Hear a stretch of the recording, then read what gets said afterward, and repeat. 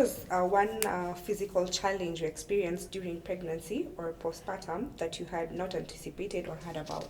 So for me, one of the things I experienced postpartum is I lost a lot of calcium, and I've been having a huge challenge with my knees.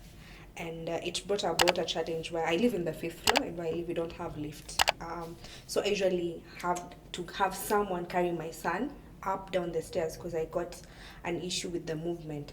So at times I'd feel so bad, like I want to leave the house with my son, but I'll have to either look for my nanny or my hubby to just come and help me, like take the baby. And now it got to an extreme that I now have to undergo a surgery, though I'm still seeking a second opinion because there's a lot that's going on. So I'd also like to hear your experiences on that.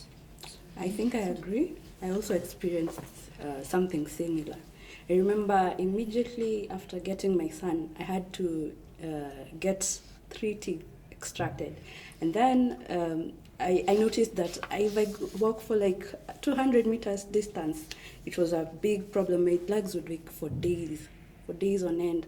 Even when we were going for clinics, I had to just book an Uber or something because I could not walk the distance to the clinic. During pregnancy, I had the worst constipations. I had the worst constipations, and now after giving birth, was my legs zilikuwa tu zinafura days on end, and they were you would think I have elephantiasis. They were so big, and nothing was helping them calm down for months. But after a few months, three months, they started shrinking down. So movement was it was very limited. And with that also I gained more weight than I should. You've mentioned something about constipation, which has now made me recall something. I struggled with hemorrhoids. I don't know if anyone of you had that. I think that was one of the worst experiences. I was like, why did I get myself pregnant? What the hell is this? Like, I had to sit when I'm tilted. Like, it was the worst experience. I don't know.